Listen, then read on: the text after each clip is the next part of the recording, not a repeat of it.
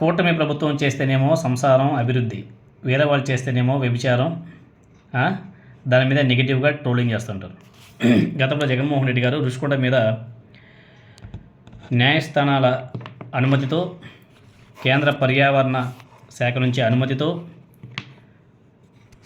రుషికొండ మీద ప్రభుత్వ భవనాలు నిర్మిస్తే దాని మీద పవన్ కళ్యాణ్, చంద్రబాబు నాయుడు గారు, వాళ్ళ మీడియా, వాళ్ళ నాయకులు ఏ విధంగా ట్రోల్ చేశారు, ఏ విధంగా నెగిటివ్గా మాట్లాడారు మనందరం కూడా చూసాం. జగన్ ప్యాలెస్లు కట్టుకుంటున్నాడు, ఇటలీ నుంచి మార్బల్స్ తెప్పిస్తున్నాడు, జగన్ తన భార్య కోసం విచ్చలవిడిగా డబ్బులు ఖర్చు పెట్టి భవనాలు నిర్మించుకున్నాడు అని చెప్పేసి ఏ విధంగా తప్పుడు వ్యాఖ్యలు, తప్పుడు మాటలు మాట్లాడి రుషికొండకు గుండు కొట్టించి జగన్ ప్యాలెస్లు కడుతున్నాడు అని చెప్పేసి వ్యతిరేక వార్తలు రాసి రాసి రాసి రాసి జగన్మోహన్ రెడ్డి గారిని ఆ పార్టీని ఓడించేదాకా నిద్రపోలే.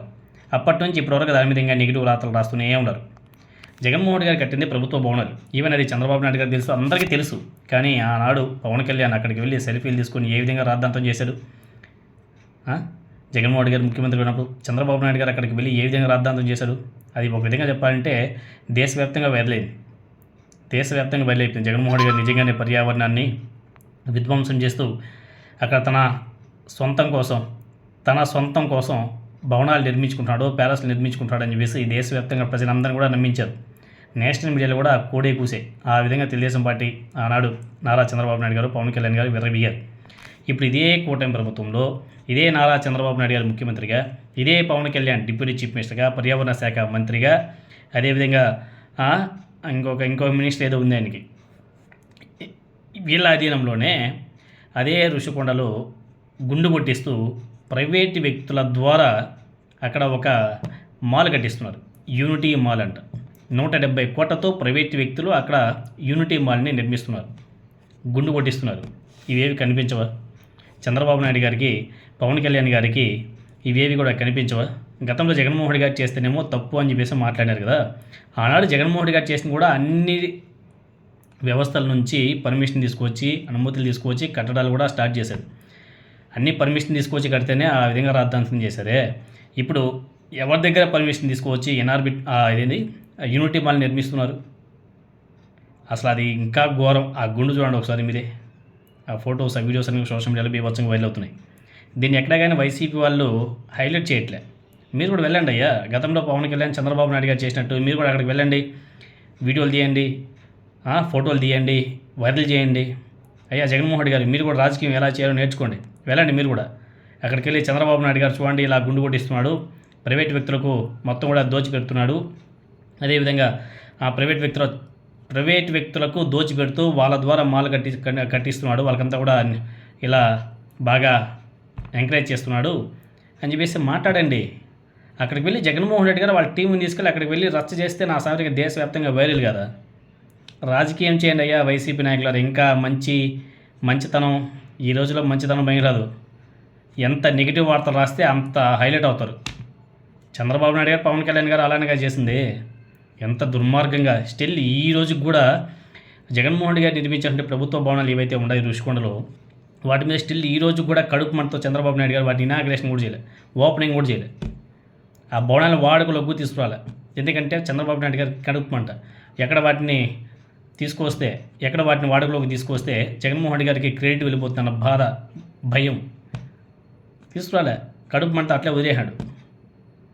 400 కోట్లు 500 కోట్లతోనే అసలు అద్భుతమైన కట్టడాలు కట్టాడు జగన్మోహన్ రెడ్డి గారు. ఇప్పుడు అదే పక్కనే అదే గుండు కొట్టి, దానికన్నా 10 ఇంతల గుండు కొట్టిస్తూ ప్రైవేట్ వ్యక్తులు అక్కడ మాల్ నిర్మిస్తున్నారు. యూనిటీ మాల్ అంట, యూనిటీ మాల్. అయ్యా పవన్ కళ్యాణ్ గారు రండి ఆంధ్రప్రదేశ్కి వచ్చి అక్కడ చూడండి ఒకసారి. మీరు పర్యావరణ శాఖ మంత్రి కదా, అక్కడ పర్యావరణాన్ని ఏ విధంగా విధ్వంసం చేస్తున్నారో చూడండి.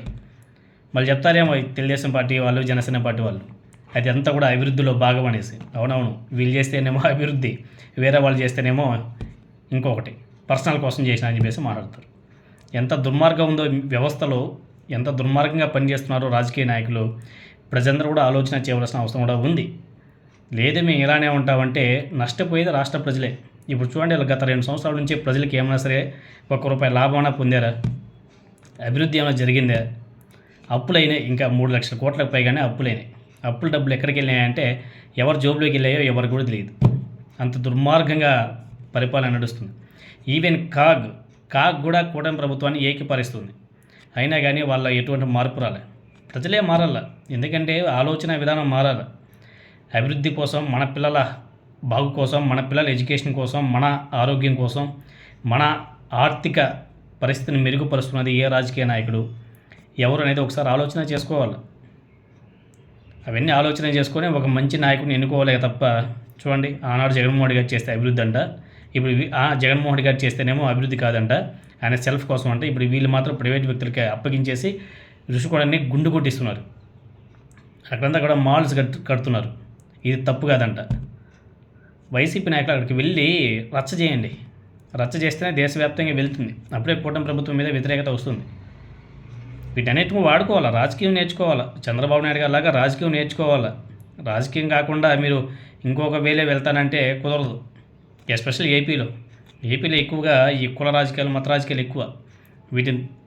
వీటిని అధిగమించి ముందుకు వెళ్ళాలంటే చంద్రబాబు నాయుడు గారి లాగే రాజకీయాలు నేర్చుకోవాలా, రాజకీయంగానే ముందుకు వెళ్ళాలి. మంచితనంతో పనికిరాదు. జగన్మోహన్ రెడ్డి గారు గత 5 సంవత్సరాలు చేసినటువంటి మంచి ఏమైంది? కోవిడ్ టైంలో ఆయన ప్రభుత్వం చేసినటువంటి సేవ ఈ ప్రపంచంలో ఏ దేశంలో ఎవరూ చేయలే. అనుభవంతో చెప్తున్నాం, ఎవరు చేయలే. మరి రెండోసారి గెలిచాడా? ఓడిపించి ఇంటికి పంపించా, ఘోరంగా ఓడించారు కదా 11 సీట్లతో. 11 సీట్లు వచ్చాయి, ఘోర ఓటమి. కాబట్టి మంచి పనికిరాదు ఈ రోజుల్లో.